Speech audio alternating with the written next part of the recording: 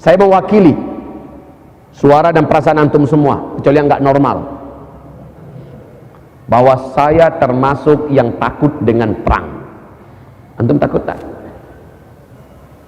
Takut? Normal. Saya takut perang dan benci. Benci ya, takut ya.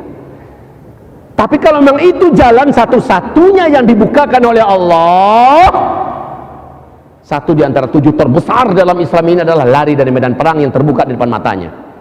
Kalau memang itu jalannya, haram lari. Kalau itu yang terbuka, demi Allah, belum ada sejarah mengatakan umat Islam pernah bisa dikalahkan dalam medan perang. Demi Allah, walaupun kita nggak punya senjata. Saya berharap semoga ini tidak pernah terjadi. Amin. Tapi hadisnya begitu.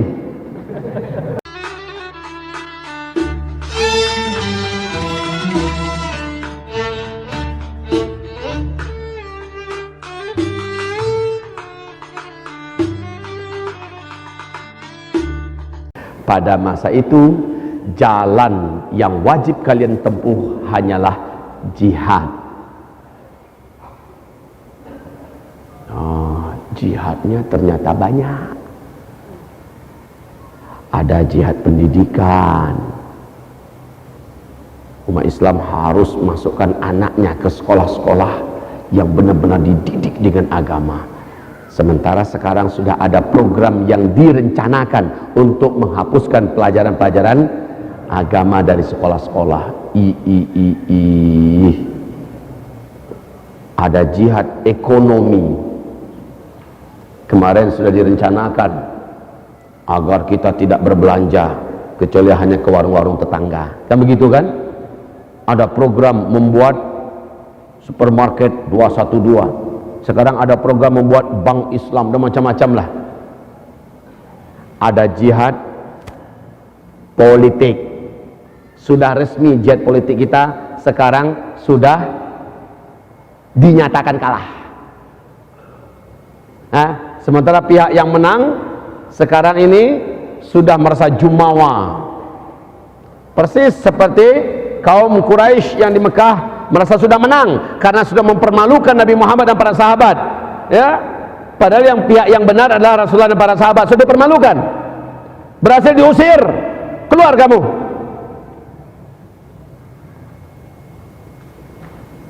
Panjang nih jihad-jihadnya, tapi kata Rasulullah, inna afdhala jihadikum ar-ribat. Jihad yang mampu mengalahkan musuh pada masa itu adalah jihad yang ada ribatnya. Apa itu jihad yang ada ribatnya? Ternyata satu-satunya kalimat ribat itu dalam fikih Islam hanya didapatkan di medan tempur. Kita angkat senjata karena musuh angkat senjata. Musuh tumpahkan darah kita, kita lindungi darah kita, kita jaga kehormatan kita, dan kita jaga agama kita. Dia angkat senjata, kita angkat senjata. Dia membunuh kita, kita bertahan dan kita membunuhnya. Antara kita yang terbunuh atau musuh yang terbunuh, di situ ada kalimat ribat. Jihad yang paling tinggi saat itu adalah ribat. Nah, kata Rasulullah, ternyata melalui jihad yang ada ribatnya ini, kamu akan mendapatkan kemenangan yang Allah janjikan. Allahu Akbar. Antum harus paham. Ternyata di akhir zaman ini kemenangan tidak akan didapatkan dengan demonstrasi-demonstrasi. Kemenangan tidak akan didapatkan hanya dengan kunut nazilah, dengan doa dan doa. Walaupun itu sangat-sangat diperlukan dalam perjuangan ini. Kemenangan ini tidak akan didapatkan dengan seminar-seminar. Kemenangan ini tidak akan pernah didapatkan dengan jihad ekonomi, dengan jihad pendidikan, jihad media, jihad IT. Tidak akan didapatkan kemenangan pakai itu. Tapi itu diperlukan. Karena buktinya kita kalah semua. Ternyata jihad yang akan mengantarkan umat Islam pada janji Allah, surat An-Nur ayat 55, dan di dalam hadis dari Imam Ahmad ini adalah jihad yang ada perangnya. Saudara-saudaraku, hamba-hamba Allah yang kami muliakan, ini akan terjadi serentak di seluruh dunia. Allah. Jika begitu Ustaz, apakah berarti ada peluang bahwa berarti ke depan kita akan menempuh jalur berdarah-darah? Saya katakan saya tidak suka itu. Dan saya berharap itu tidak pernah terjadi. Saya berdoa jangan ada perang. Ya Allah, boleh Anda katakan saya ini banci, silakan. Saya termasuk yang takut dan benci dengan perang. Namun ternyata hadis ini mengatakan pintu itulah pintu terakhir umat Islam yang mengantarkannya kepada izzatul Islam wal muslimin kembali. Dan itu mereka lakukan dalam keadaan mereka sudah benar-benar terdesak, terjepit, betul-betul coba antum lihat sekarang di Uyghur. Bagaimana nasib umat Islam? Rohingya, bagaimana nasib umat Islam?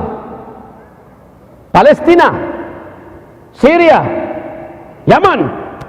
Sebutkan beberapa nasib negara-negara yang umat Islamnya ada di sana ditindas, dizalimi. Bagaimana nasibnya? Ternyata betul kata Rasulullah dalam hadis dari Abu Daud bahwa hanya jihad yang akan menjadikan kamu kembali dimuliakan oleh Allah Subhanahu wa taala. Jika tidak dengan jalan itu, kamu tidak akan pernah diberi oleh Allah kemuliaan. Kamu akan terus dihinakan oleh Allah dengan cara kamu dikuasai oleh lawan-lawan kamu, musuh-musuh kamu. Ternyata ini jalur terakhir, dan jalur itu memang tidak kita sukai, tidak kita inginkan. Saya mewakili suara dan perasaan antum semua, kecuali yang nggak normal, bahwa saya termasuk yang takut dengan perang. Antum takut tak? Takut? Normal. Saya takut perang dan benci. Benci ya, takut ya. Tapi kalau memang itu jalan satu-satunya yang dibukakan oleh Allah,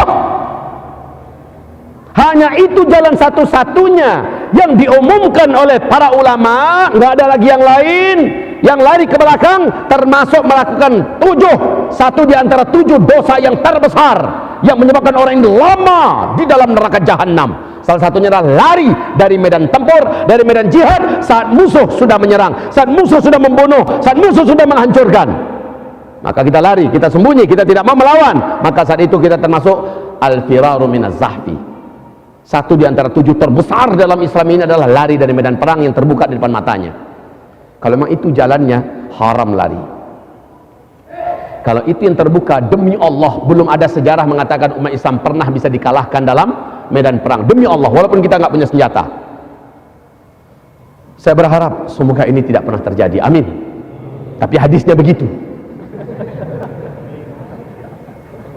Ayo, hadisnya begitu. Anda mau tidak mau, Anda siap nggak siap, Allah nggak akan tunggu Anda siap. Jika itu memang hadisnya, orang yang akan bertahan adalah yang ketika di ujian-ujian tadi itu dia mampu istiqomah. Ketika kena tampar dia bangkit lagi. Ketika dia jatuh dia bangun lagi. Dia tidak pernah berputus asa. Dia terus bangkit dan maju, sabar dan istiqomah. Di tangan mereka lah Allah percayakan itu, insya Allah ta'ala. Saudara-saudaraku, mudah-mudahan Indonesia tidak menjadi kancah pertumpahan darah, amin. Mudah-mudahan tidak ada pertumpahan darah, peperangan dan pembantaian di Indonesia, amin. Mudah-mudahan Allah balikkan keadaan seperti Allah membalikkan keadaan Firaun melawan Musa. Firaun dengan semua kekuatannya, Musa dengan segala kekurangan dan orang-orang yang bersamanya yang rakyat jelata. Ternyata tanpa harus ada pertumpahan darah, tanpa ada peperangan, Allah selamatkan Musa, Allah hancurkan Firaun dengan segala kekuatannya. Mudah-mudahan seperti itu yang terjadi di Indonesia ini, amin. Tapi kalau ternyata yang harus terjadi di Indonesia seperti Rasulullah dan para sahabatnya melawan kafirin Quraisy dan sekutu koalisi yang ada di Jazirah Arabia melawan Rasulullah dan para sahabat, jika itu jalan kita antara dua ini, antara jalannya Nabi Musa atau jalan Nabi Muhammad, ayo jalan yang mana yang mau?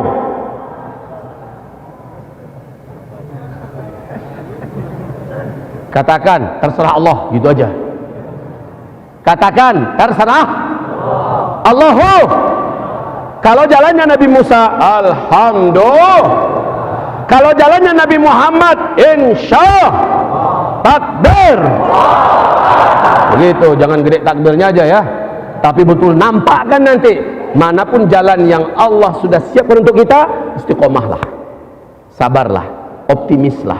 Jangan salahkan para pewaris Rasul.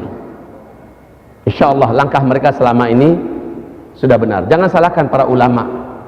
Pati ijtima' 51, pati ijtima' 52, hasilnya kita kalah. Kenapa pula ulama ini salah-salahkan? Alhamdulillah, mereka sudah pandu kita dengan hati-hati, mereka sudah bimbing kita dengan benar.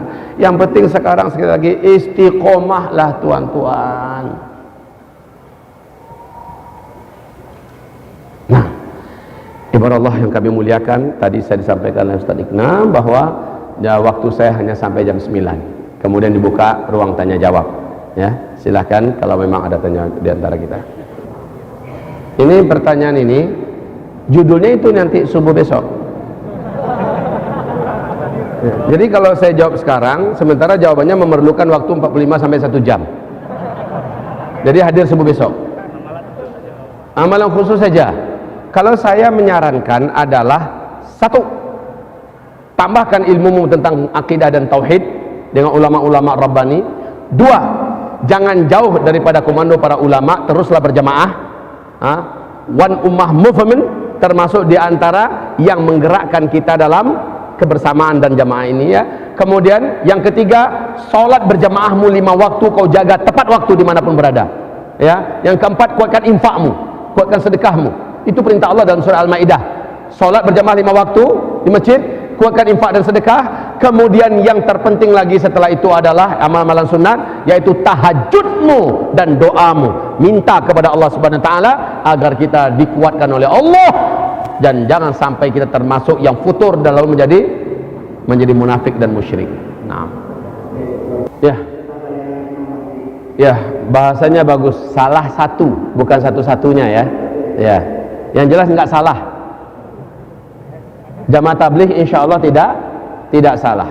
Kalaupun dia punya kesalahan, mana ada jamaah pada masa ini yang tidak punya kesalahan. Tapi itu adalah salah satu di antara jamaah yang insya Allah lurus di akhir zaman ini. Begitu ya. Munafik itu memang terbagi 2. Ada munafik akbar, ada munafik asghar. Munafik akbar pelakunya kalau tidak tobat sampai dia mati, maka dia sudah kafir, kekal di neraka jahanam selama-lamanya. Dan dia tidak boleh dimandikan, dia tidak boleh dikafani, tidak boleh disolatkan, dan jangan dikuburkan di kuburan orang Islam. Sementara kalau munafik asghar, munafik kecil, ini orang-orang yang disebutkan oleh Rasulullah bila berjanji tidak tepat ya, bila dia diberi amanah tidak menyalurkan amanah dengan benar, bila dia bicara banyak bohong. Itu yang kecil-kecil begitu. Ini yang kecil-kecil ini termasuk diantara. Tapi kalau lengkap semua, ada 5 itu, kalau 5-5-nya lengkap, pertanda dia sedang di dalam tubuhnya, di dalam hatinya sudah bersarang penyakit nifaq akbar. Kalau 5-5-nya ada lengkap, karena munafiqan khalisan, kata Nabi. Coba yang pertama tadi nih, kalau masih 1, 2, 3 nih masih munafik kecil nih. Tapi kalau 5-5-nya udah lengkap, munafik akbar, munafik sejati. Karena di belakangnya ada sifat-sifat munafik yang terbesar, kelihatan dari yang 5 ini lengkap. Apa yang pertama? Idza hadatsa kadzaba, kalau dia bicara bohong. Idza wa'ada akhlafa, kalau dia berjanji dia menyelisih janjinya. Idza tumina khana, kalau dia diberi amanah dia akan khianati amanah itu ya. Yang keempat, idza khasama fajara, apabila dia sudah membenci seseorang, dia siap buat dosa apapun demi agar yang dibenci itu bisa disakiti. Dan yang kelima, idza ahada ghadara, bila ia telah berjanji dalam pemerintahan, bila ia sudah berjanji dalam kekuasaan, maka dia akan ingkari janjinya itu. Kalau 5-5 ini sudah lengkap, kana munafiqan khalisan, itulah dia munafik sejati, kata Rasulullah sallallahu alaihi wasallam. Orang pemuda yang digergaji oleh Dajjal. Ya, alhamdulillah. Terima kasih. Siapa sih yang melarang bercita-cita untuk itu? Kan tidak ada. Bahkan memang seharusnya kita bercita-cita menjadi seperti pemuda itu. Tapi akankah kita pemuda itu? Saya pastikan tidak. Sama dengan Nabi Isa. Nabi Isa nanti kata Rasulullah, setelah fase kelima, Nabi Isa akan menikahi seorang wanita Arab, wanita muslimah Arab. Maka semua wanita-wanita muda sekarang bisa jadi dia berharap, mudah-mudahan saya, tidak sah-sah saja berharap akan dipersunting oleh Nabi Isa. Tapi masalahnya ternyata Nabi Isa akan menikahi seorang muslimah mukminah Arab. Berarti nggak masuk wanita muslimah mukminah Jawa Barat. Nah, menjadi pemuda itu karena kata Rasulullah kita haram untuk berjumpa dengan Dajjal. Karena siapapun yang berjumpa dengan Dajjal dia pasti kafir. Kecuali dia berjumpanya bukan dia yang mau, tapi dia diseret oleh bala tentara Dajjal untuk menghadap ke arah Dajjal. Nah, ada cara-cara perlindungan dari kekuatan sihir Dajjal, hipnotis Dajjal, magic Dajjal, sehingga pemuda ini terlindungi dan imannya tetap terjaga. Itu memang ada. Nah, itu yang kita minta. Ya Allah, jika harus terpaksa aku berhadapan dengan Dajjal, kuatkan aku, lindungi aku. Nah, itu yang kita minta. Tapi kalau kita menjadi pemuda itu, sepertinya mungkin jauh panggang dari api, kata orang Padang. Ya, baik. Bismillahirrahmanirrahim. Allahumma salli wa sallim ala hadha nabiyil karim wa ala alihi wa sahbihi ajma'in wa man tabi'ahu bi ihsanin ila yaumiddin. Allahumma ighfir lil muslimin wal muslimat wal mu'minina wal mu'minat al ahya'i minhum wal amwat bi rahmatika ya sami'un qaribu mujibu da'wat. Rabbana zalamna anfusana wa in lam taghfir lana wa tarhamna lanakunanna minal khasirin. Rabbana la tuzigh qulubana ba'da idh hadaitana wa hab lana min ladunka rahmah innaka antal wahhab. Ya Allah, jadikanlah kami umat-umat Rabbani ya Allah yang istiqomah dalam dakwah dan perjuangan ini, sabar dalam menghadapi berbagai macam ujian, baik ujian yang menyenangkan atau ujian yang menyakitkan. Ya Allah, tegarkan hati kami, kokohkanlah langkah kami ya Allah. Janganlah engkau biarkan kami mudah luntur, mudah kendur, mudah futur ya Allah. Kami berlindung kepada engkau, bermental tempe, bersemangatkan kerupuk ya Allah. Kami berlindung kepada engkau, mudah sekali menyerah. Oh ya Rabb kami yang kami ibadahi, jadikan kami tegar, memiliki hati yang kuat seperti tegarnya batu karang yang terhempas oleh ombak laut. Mereka tetap istiqomah. Ya Allah, ya Rabb kami, jadikanlah kami di Indonesia ini ya Rabbana ke depan sebagai penentu bagi jalannya dakwah dan Islam ini ya Allah. Jadikanlah kami ke depan termasuk di antara yang mampu mewarnai jalan perjuangan dan sejarah masa depan ya Allah. Jadikanlah kami ke depan mampu memenangkan dakwah dan perjuangan ini ya Allah. Wahai Rabbal Alamin, wahai Rabbal Alamin, wahai Rabbal Alamin, kami memohon kepadamu, wujudkanlah surat At-Taubah ayat 14 melalui kami ya Allah. Engkau berfirman di dalam ayat itu, qatiluhum yu'adzibuhumullah biaidikum wa yukhzihim wa yansurkum alaihim wa yashfi sudura qaumin mu'minin. Perangi mereka dengan tangan-tangan kamu, maka azab yang kamu mintakan kepada Allah agar ditimpakan kepada musuh-musuhmu, Allah turunkan dan Allah salurkan melalui tangan-tangan kamu yang berperang melawan mereka. Allah akan hinakan musuh-musuhmu dengan tangan kamu. Allah akan tolong kamu dalam memerangi mereka, dan dengan itu Allah obati rasa sakit yang ada di dalam dada orang-orang yang beriman. Ya Allah, jadikanlah surat At-Taubah ayat 14 ini adalah kami orang-orangnya ya Allah. Kami orang-orangnya ya Allah yang akan menyalurkan azabmu kepada musuh-musuhmu dan musuh kami, musuh dakwah dan kebenaran ini ya Allah. Ya Allah, kami memohon kesembuhan untuk rasa sakit yang bersangatan di dada kami melalui tangan kami sendiri ya Allah. Wahai Rabbana, sesuai dengan engkau firmankan dalam surah At-Taubah ayat 14, dan jadikan kami orang-orang yang tegar dalam menghadapi hari-hari yang berat itu kelak ya Allah. Menyongsong kemenangan, menyongsong kemenangan, menyongsong kejayaan dan menyongsong kemerdekaan sejati ya Allah di muka bumimu ini. Allahumma amin, Allahumma amin, Allahumma amin. Ya Allah, istiqomahkan kami sampai kami menghembuskan nafas terakhir kami, dan berilah kami rezeki termulia dalam hidup kami, syahid di akhir hayat kami. Amin ya Rabbal Alamin. Allahumma amin, Allahumma amin, Allahumma amin. Wa sallallahu ala asyrafil anbiya'i wal mursalin sayyidina Muhammadin sallallahu alaihi wasallam wa ala alihi wa sahbihi ajma'in wa man tabi'ahu bi ihsan ila yaumiddin. Rabbana atina fid dunya hasanah wa fil akhirati hasanah wa qina adzaban nar.